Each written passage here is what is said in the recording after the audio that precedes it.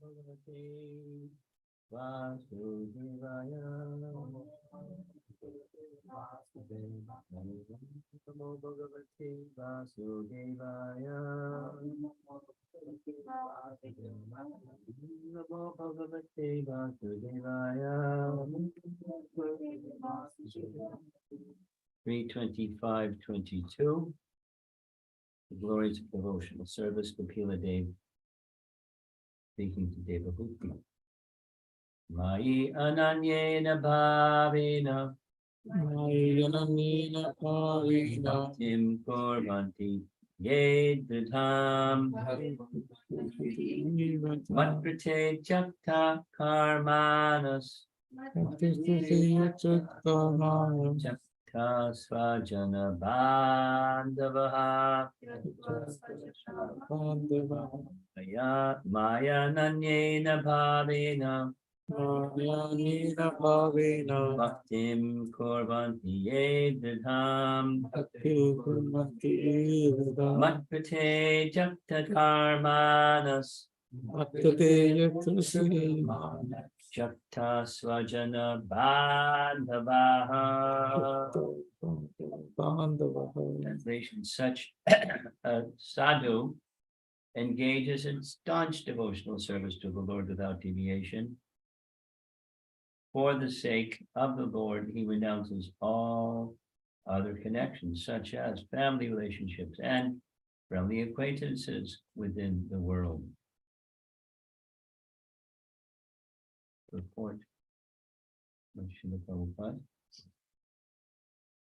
A person in the renounced order of life, a sannyasi, is also called a sadhu because he renounces everything: his home, his comfort, his friends, his relatives, and his duty to friends and to family.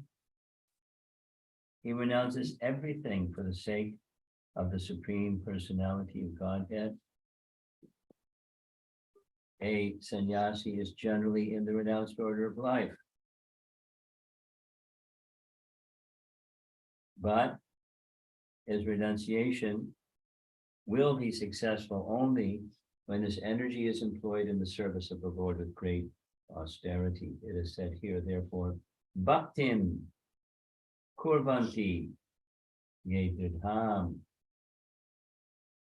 A person who seriously engages in the service of the Lord and is in the renounced order of life is a sadhu.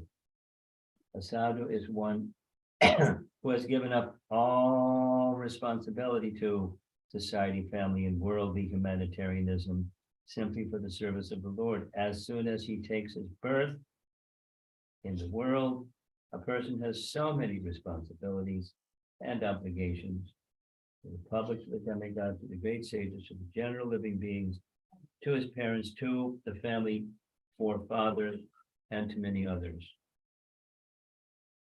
When he gives up all such obligations for the sake of the service of the Supreme Lord, he is not punished for such renunciation of obligation. But if for such gratification a person renounces all such obligations, he is punished by the laws of nature.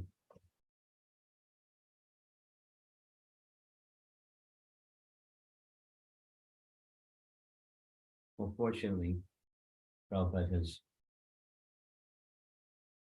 framed this discussion in terms of the sannyasis, because otherwise he loses about 90% of his audience, because many people are not sannyasis.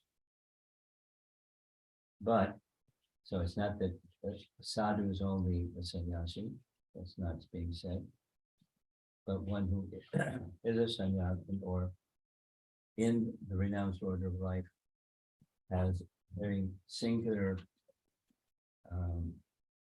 responsibility.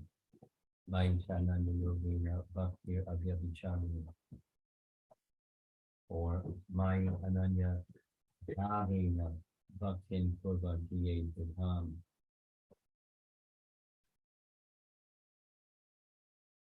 The emphasis that Prabhupada places is on the sannyasi, I think it's worth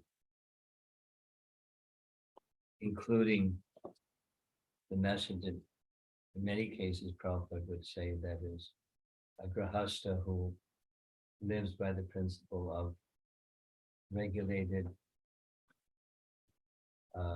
sex and regulated association with the opposite sex, that also falls in the category of a grahasta sannyas or grahasta brahmachari at least, because brahmachari meaning celibacy and so forth. The emphasis, well, there's two. One is the ananya bhavina, mai ananya bhavina, with undeviated mind, and ananya bhavina with undeviated mind, bhaktim kurvanti. They engage in bhakti with undeviated mind. It's very similar. The language is different, but the concept and principle is very similar to Bhagavad Gita's concept of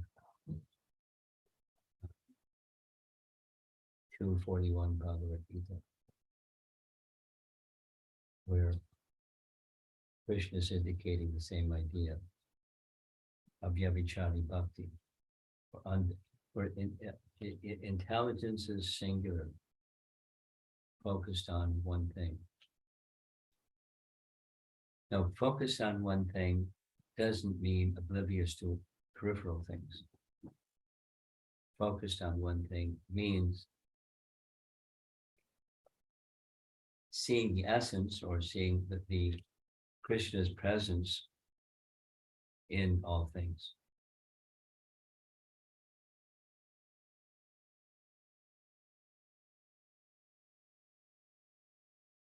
And the idea of bhakti is to move about in the world with that fixed state of mind, ananya bhavina, with mind fixed on Krishna in devotion, bhaktim kurvanti ye vidham, with great, without deviation, ye vidham, staunch, drita bhakti. The previous verse, what we discussed yesterday, what was the bhushanas or the lakshanas or the characteristics of a sadhu. And then this verse is saying, what does the sadhu do? There's characteristics, and then one who is in such a category, what do they do? So it's also a measurable or an observable characteristic of identifying a sadhu by what they do. There's behaviors, and there's qualities with which those behaviors are performed. It's not just behaviors. It's the consciousness, mind fixed on Krishna consciousness. And again, the principle of bhakti is that Krishna is to be pleased. So this is personalism as opposed to impersonalism, or as opposed to negation of the material. The bhakti, it does not involve negation of the material. It involves setting to the side activities that are aimed at sense gratification. Rather, even those same activities may be performed with this ananya bhavina consciousness. In other words, he's not indicating to Devahuti she should become a sannyasi or sannyasini or something like that. Although her husband is already gone, because her question is, from the beginning of the chapter, how to stay fixed in my husband's absence and in your absence. So it's just part of life of bhakti that the worldly sense of society, friendship, and love fades. And it can mean that one may start feeling lonely. Now, there's loneliness in the material sense because people don't know how to have a relationship.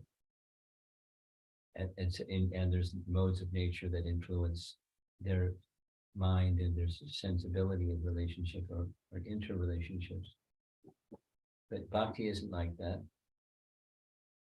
But there may be, I'm mentioning this because I just got some communication from someone who's feeling like that.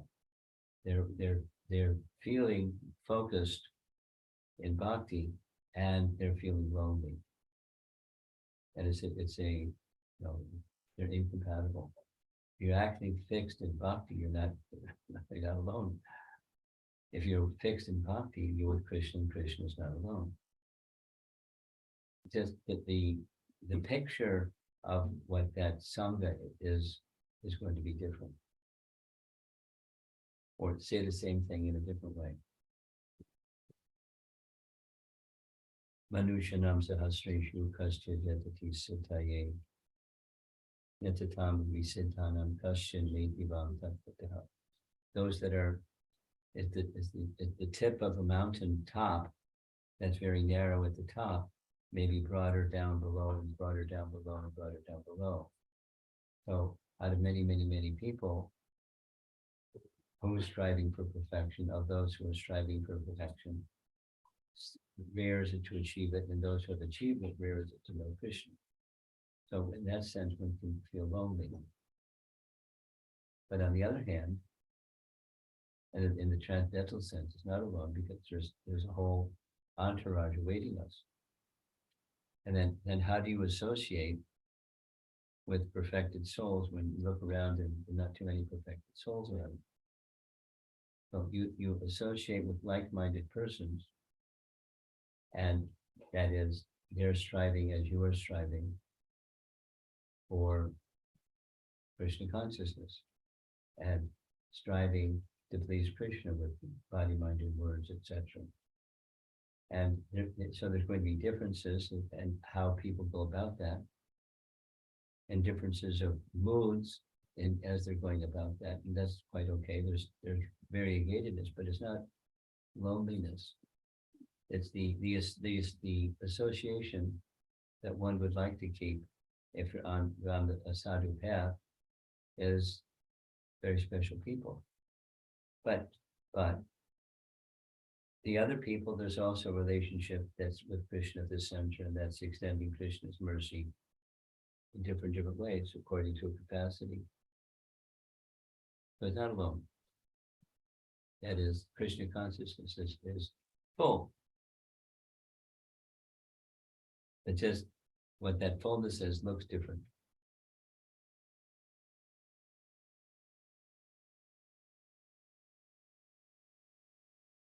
Like the saying, water, water everywhere, but not a drop to drink. Or the Beatles song, All the Lonely People. In England or in London or, in any place, there's many, many people.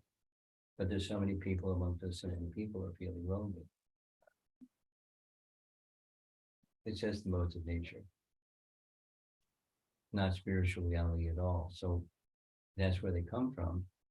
And if one is moving towards spiritual connection, then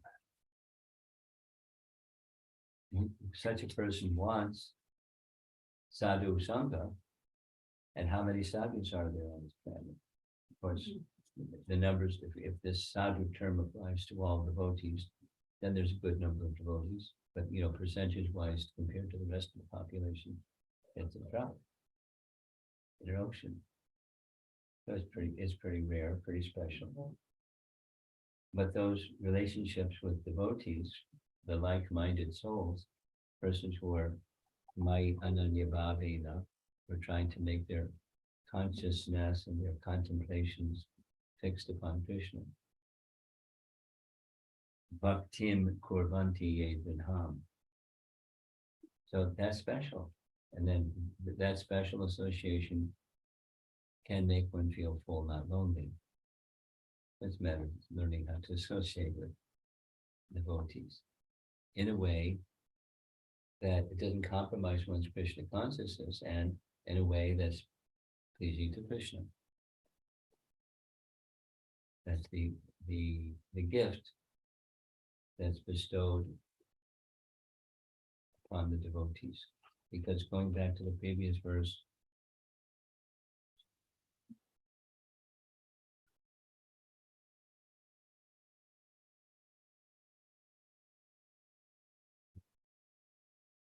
Suradas Sarvadehi Nam, friendly towards all living entities, Ajatra Shatrava, inimical to none. So there's not loneliness in that realm. Friendliness towards all living entities. Now, the way that one associates with all living entities, just listening to a morning walk conversation with Prabhupada in Bombay, November 1975, and he was describing the Bhagavad Gita teaching that Sarvadehinam. No, she's not Sarvadehinam.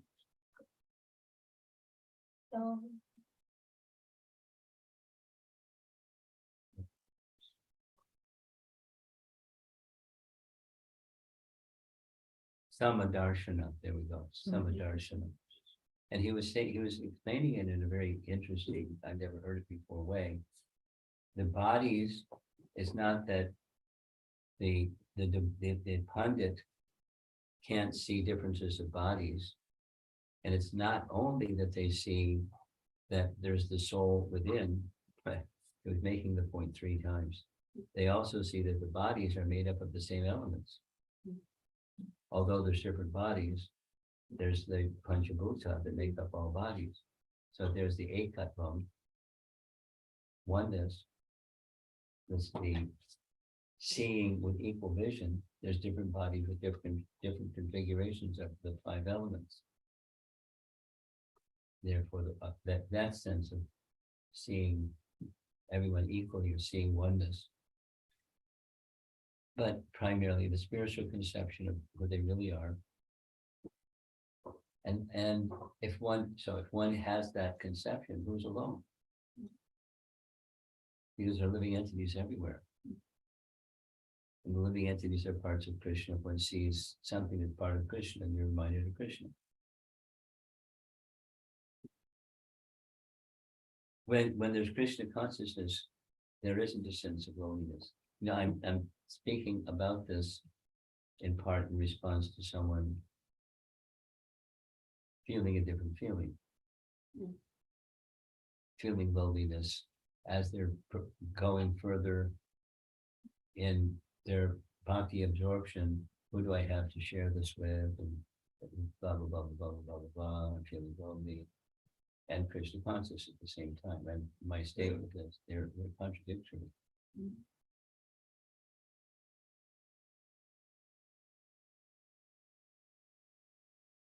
Krishna is not alone. Radha, Krishna are not alone. And as one becomes more mindful and absorbed in thought of Krishna, Radha, Krishna, they're not alone. So it's a different way of associating than the worldly way, but it's not loneliness. It's Sangha, linking with the Supreme. Go back to this morning verse.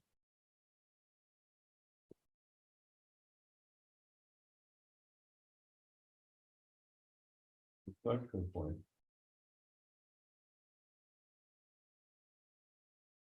In half of the verse, Prabhupada is paraphrasing a Bhagavatam verse where the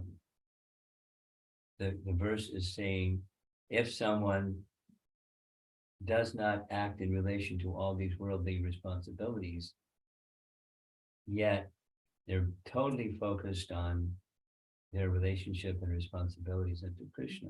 They're not faulted. Scripturally, they're not faulted. Now, worldly people may fault them, and one should imitate an advanced person. It's so, in other words, all these other persons that one may become attached to or detached from, one can serve them. Because the service, the shape of that service is different. The shape of that service is different.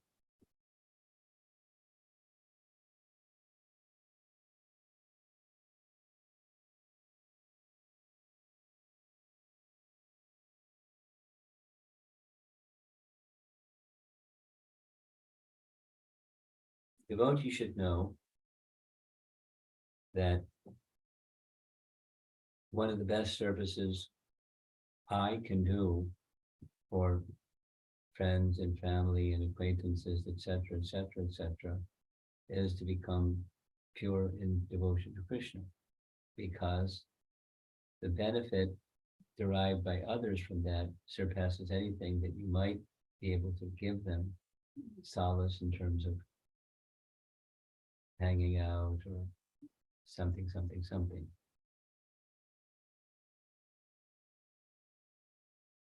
That takes a lot of faith, and faith enables one to come to a state of purity, but it's a fact.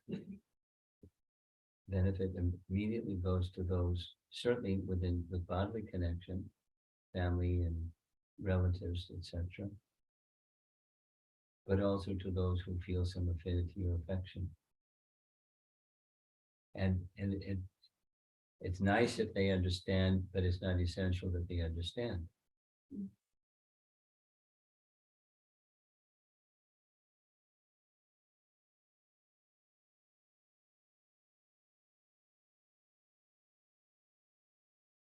Of course, I'm thinking of my family situation, and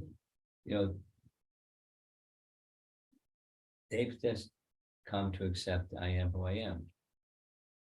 They would script me to be otherwise, probably, but they haven't imposed that on me, and it just, I am what I am, and they understand that at least my consciousness is I'm doing the best service for them by becoming advanced in Krishna consciousness and sharing in a way that they're willing to receive, that I don't push it, my message on them. And, they're not super curious about what my message is anyways. But to the degree that they have some interest, I'm more than willing to share and cautiously, so they don't feel like I'm being pushy or something. But I know, and I think they know that I know, that at least I have that faith that is the best service I can do for them. Although, their happiness and their expectations are different.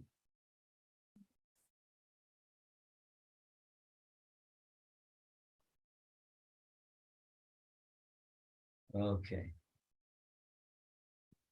The screen is, take a look. It's blocked. No, it's got some boxes that are blocking everything.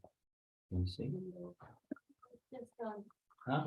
No, that is It's just on his computer, it's not everybody else's. Yeah. Okay. I will everybody else. Okay. Let's see if there's some discussion. Yes. Do we have a microphone or just speak? Yes, there is. not that.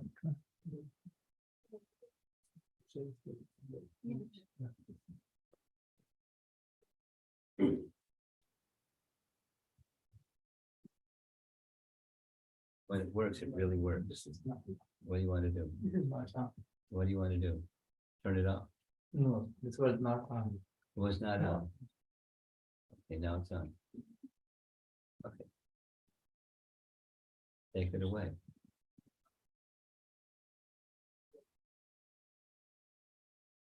loud of your voice. Go ahead, try. Those characteristics describing the verse that we visited yesterday. Yes.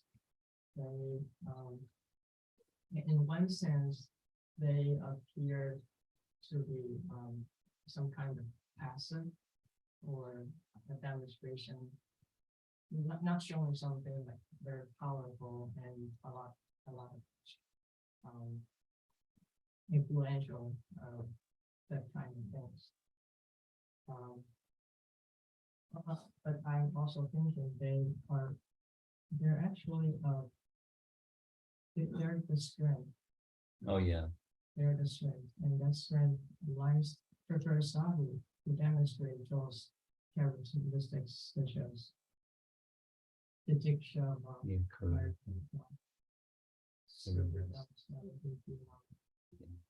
and one who can consistently remain in That's powerful. that consciousness.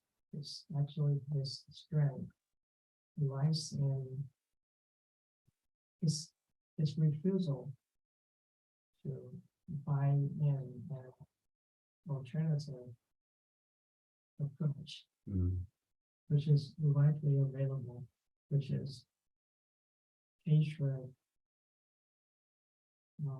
revenge, curse, counter curse, those kind of things, such as Prahlada Maharaj. Although he has been worshipped by his father in so many different ways, but he remained a good man, and he demonstrated his power by refusal to accept his father's consciousness, just that bifurcation of friend and enemy. And then other thing that I'm thinking about is these people, their actions are based on the understanding of the some jnana, Yeah. based on understanding of their relationship with the Supreme, as well as how everything and anything else in the world is related to the Supreme. And they are the people who feel intensely and care intensely.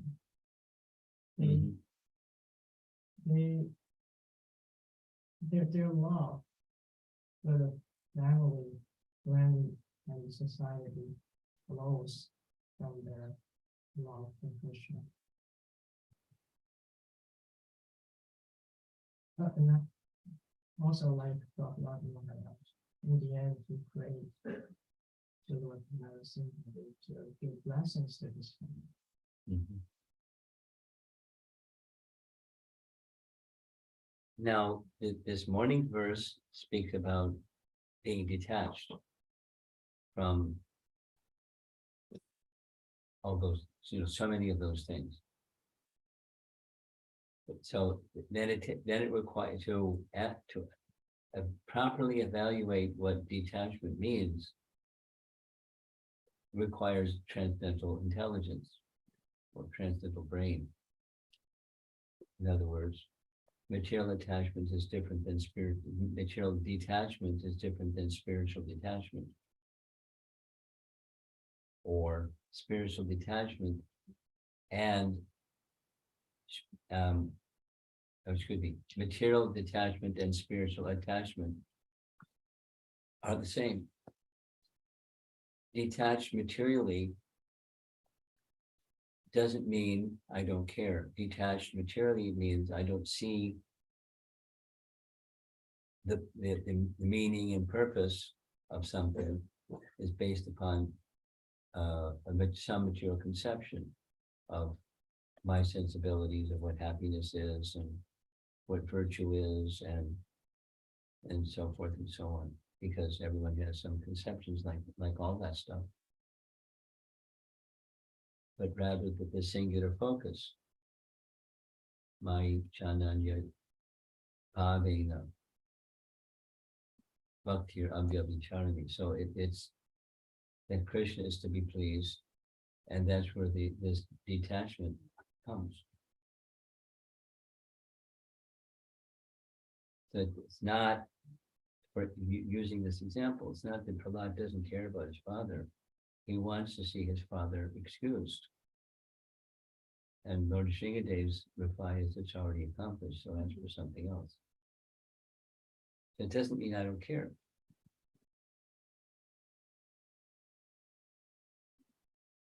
Detachment doesn't mean I don't care. Just seeing with the vision that Krishna should be pleased. And if I receive something from my father, even he's trying to kill me in so many ways, a bad person, that my well-wishing go to that soul. It's interesting, really interesting. It's reminded of Ramchandra's advice to Bharata when he sends Bharata back. Don't hold animosity towards your mother, because your mother did this to me. So don't hold that animosity. Treat her with affection. She was just misled by Kaikeyi, and so she weak-minded and a little stubborn, and so she got carried away. But don't treat her badly. Don't hold that attitude towards her. Oh. There's many examples of detachment that is actually attachment to the Supreme. It's a lesson. It's a transcendental lesson. Hard to navigate, but that's the lesson. Anything else? Yes. You have something else. You still remember this Chinese lady who comes to the temple room on Sunday? Yes, I do. She shared with me after. Oh. She Okay. said, you're so kind to ask her in the beginning if she knows about Krishna. And she replied, yes, I do. At that moment, she suddenly felt that she was so much cared for and surrounded by the word is the Holy Spirit, that tears flowed from her eyes. And she felt she go back home. And she said she didn't really listen to what she said in the rest of the class.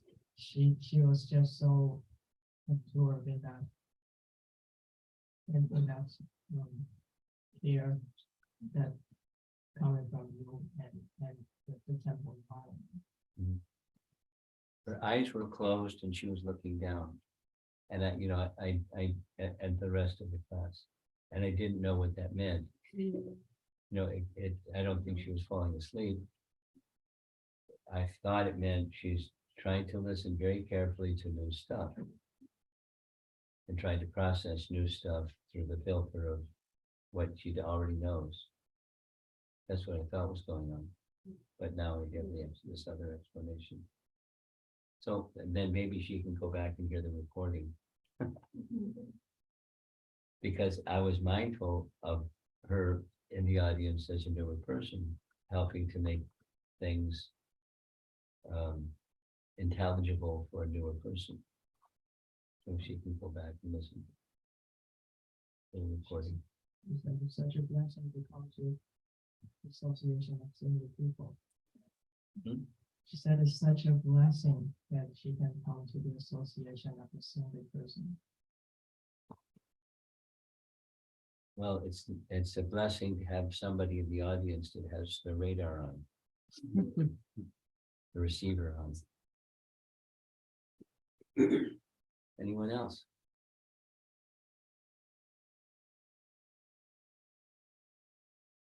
one person. Huh? On the one, You want to take the microphone? so.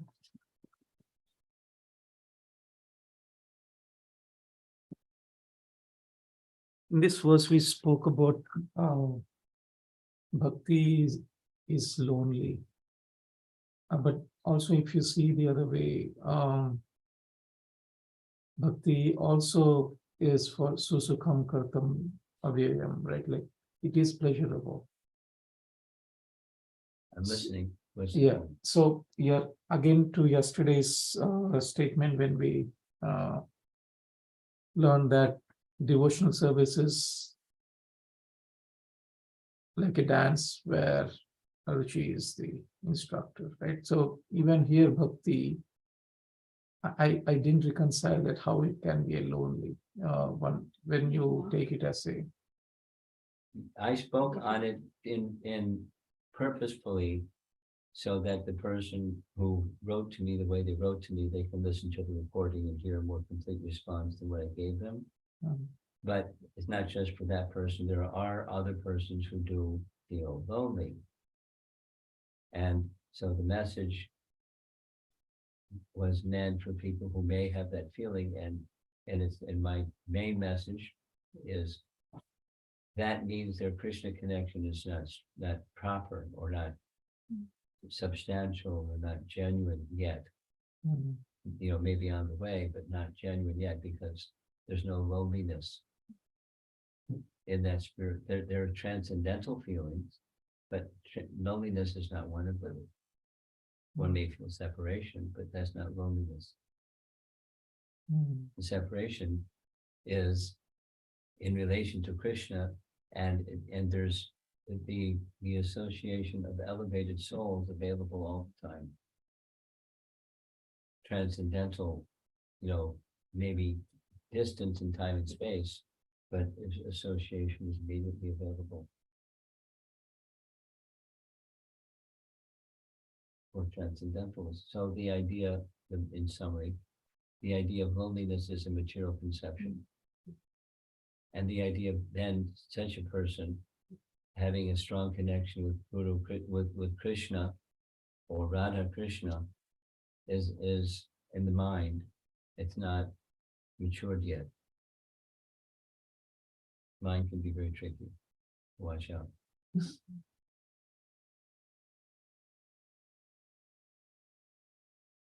Anything else? Yeah, good much. Just a sharing, the material detachment can be varied as you progress in the devotional life.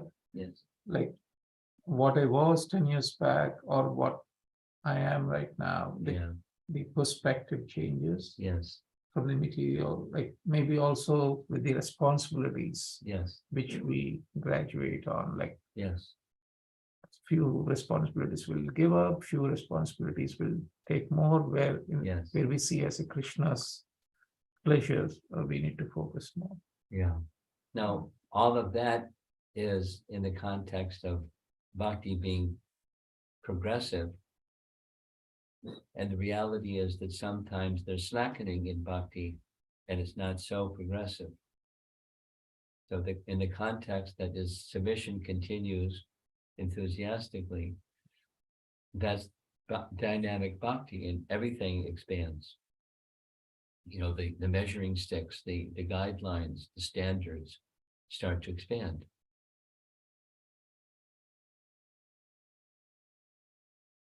I mean, it's just, here's a simple one: attentiveness. And as one progresses spiritually, the standard of what attentiveness really is starts to become modified. Like, really? That's what attentiveness is? I'm so far. But one maybe have been thinking, I'm being attentive, or, anyway. Making the cooking, because that's something many people do, cooking with devotion. Then there's standards and standards and standards, or attainments of cooking for Krishna. And then the refined taste, both in the ingredients and in the sensibility that Krishna should be pleased.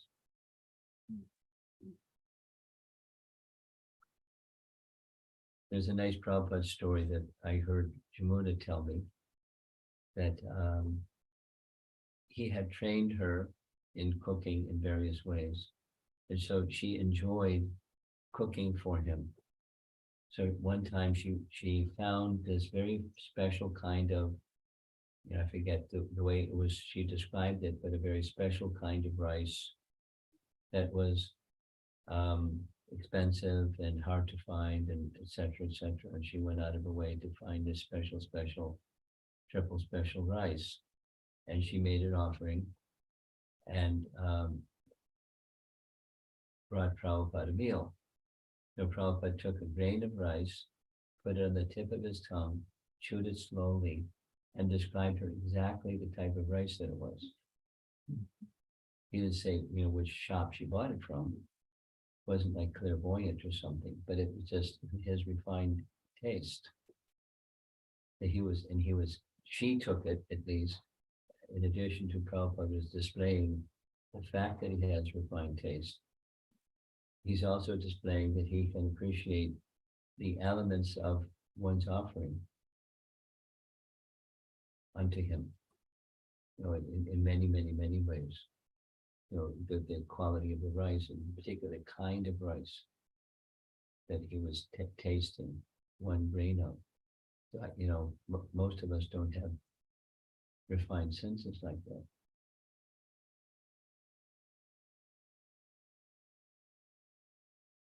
And therefore, when one is the essence of any service that we may render, the essence of it is bhakti. While the essence of it is bhakti, at the same time, we would like the elements to be very nice. Without giving too much. Yes, Janmashtami is coming. And somebody's going to be doing this, and somebody's going to be doing that, and somebody's going to be doing something else, decorations and planning, this and that. But the elements, because it's not just wanting someone to appreciate, oh, you did such a nice job with your part. It's that Krishna is to be pleased. And showing appreciation to another devotee is part of bhakti life. But the incentive in pure devotion is that Krishna is to be pleased. And one of the symptoms that Krishna is pleased is the devotees are pleased.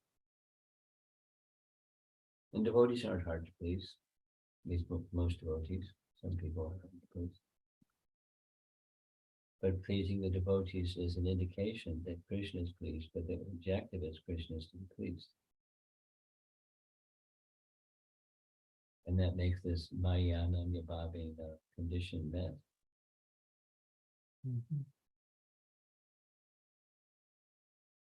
Of your vicharni. Anything else? Yeah.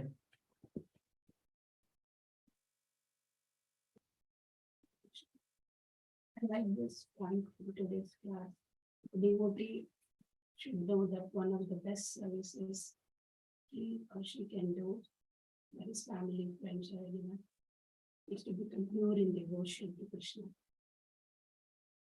The benefit that's derived by that purity surpasses any kind of solace that one can give through the other activities to please.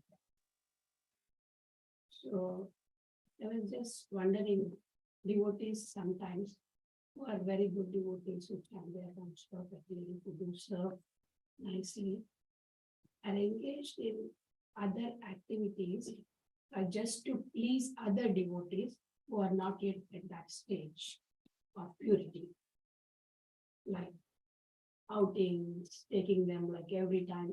And those devotees, set of devotees, enjoy nicely when they are taken outside and everything. But my thought is like, how would it be beneficial, or how this can be purity from the viewpoint of devotee who is serving, and how it can help these all devotees to get better in their spiritual thing. I got everything except the punchline. Can you say the punchline again? Therefore, your question is, how, what? The devotee who is trying to help, I mean, trying to engage others in their tastes, The question is, purity. The question is purity of that devotee. How does it affect? get them? transferred? Yeah, like, transferred exactly, or will he decrease, or is he able to pass that purity by giving them what they need? Well, it's not giving them what they need Not need, necessarily. but what they desire. Or, Well, then what they desire, it's giving them Krishna. I mean, that's, for example, when I leave here, I'm going to Gitanagari. And the activity in Gitanagari is a new people event. And the idea is to take people from being a new person to, in some aspect or another, depending upon the person, appreciate the gift that comes from devotee association in ways that are meaningful and relatable to them, so that they can, with that appreciation, consider what might be the next step, and then present to them a number of options that would be meaningful and useful to them to make the next step. And there's, so the event organizers, so I suppose, could make a list of maybe 10 or more different things that those people can do after appreciating sadhu sangha to take the next step. One, learn cooking and offering. Two,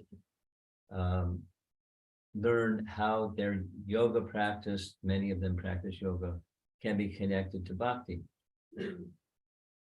Not just make themselves slim and trim, but how that can be useful in bhakti. Or Sri Radhika is going to be doing part 2 of her empathic communication and how that connects to bhakti. Or the fourth is, the introduction to Bhagavad Gita seminar, if they want, or if some persons have already done the introduction, so part 2. Another is taking part, if they want to, in the cow protection program, so they can learn how to, or they can do something to come and help, or something. Or one of the things that I have planned is that the topic theme, because it's meaningful to a lot of people about relationships. And so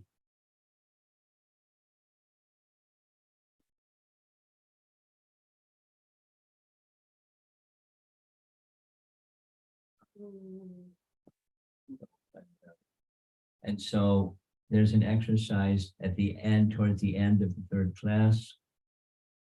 They'll have a chart that shows they're at the center, and then the most important relationships in their life, whoever that may be, in concentric circles going out, and then revisit that, give them some time to fill it out, revisit that. And now, what out of the 3 seminar presentations that you've heard, pick a way or 2 that you can enhance and improve each one of those relationships. And, practical. And then go to it. Don't just write it down, but go back to your life and see how you can enhance those relationships. Of course, it's with a spiritual approach, but it's to help them spiritualize something that's important to them. Relationships with people, the ones most meaningful relationships, etc. So the idea is, it seems that your question is, how do you maintain your focus on Krishna while you're reaching out, and how should those people who are being out to relate to the person who's reaching out to them? How do you not lose your focus when reaching out? And those who are being reached out to, how are they going to get it? You transmit your focus, but according to the capacity of the person you're interacting with, to become more focused, to become more Krishna conscious, Krishna centered, depending, in steps that are comfortable and doable for different types of people.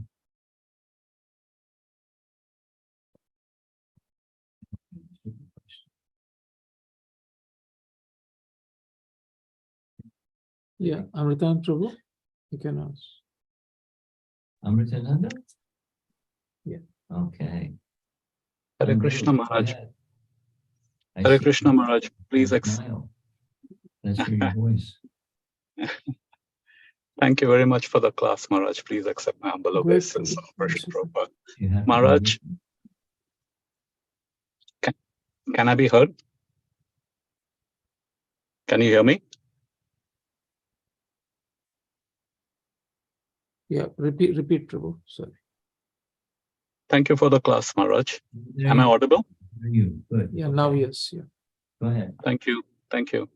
So, Maharaj, the question is, it's more of a realization and a thought, and I wanted to share it with you and get your perspective, whether my line of thinking is correct.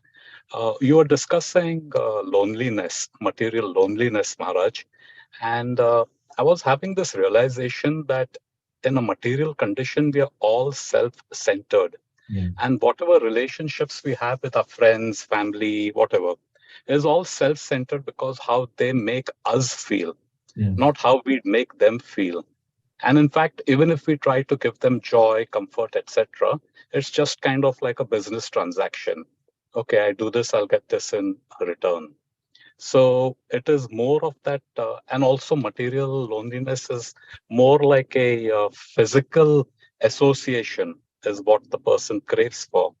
And I'm thinking now in spiritual, it spins it the other way around, that it's not for you, it's for Krishna's pleasure. And then when automatically you do it for something, for someone's pleasure, without anything in gain, then every little thing would remind you of that person. So, and Krishna says, I'm the of sharks, I'm the fish. There are so many things, or Pandita Samadarshana. So it was all the state of our consciousness of switching it from being self-centered to Krishna-centered. And in such a state, how could anyone ever be lonely? And in fact, that Vipralamba, the separation, what you described, would be more relishable, if that's the right term, Yeah. than being in the physical company. Because physical company, there's only that much of what you do. But when the person is away, your beloved is away, then every little thing, moment to moment, you're going to be thinking of him. And that would give you nectar. So, is this right? Or if there is something else you can add to it, will help us realize I more. bought into almost everything you said, except the last part about separation. The separation intensifies the love or feelings towards someone. It's an intensification of those feelings. The one who's passing through it, however, doesn't find it to be relishable by nature. So it's not exactly loneliness, but it's a sense of being separate. Without the attachment, there's no separate. That was part of the discussion yesterday evening. You can't feel separation unless there's attachment to someone or something. But the separation feeling is not a relishable feeling. It's an uncomfortable feeling, but it's an ecstatic feeling, and it's an intensive. What it does is it intensifies feelings. It intensifies the sense of attachment and connectedness. Although counterintuitively, one is feeling separate or separated. Okay. A relishable feeling. Now, And if you're Queen Kunti and the Pandavas, then you're just fine with that feeling because it means that Krishna will come. Because Krishna will come when his devotees are feeling that feeling. But while they're feeling that feeling, the feeling is not a lovely feeling. It's an uncomfortable feeling. But it's a transcendental emotion that strengthens the connection.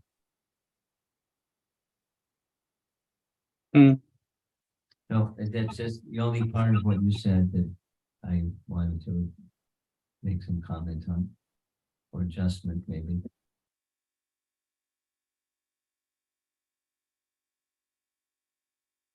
Okay, I see that it's 8:30. I think it's time that we end the class.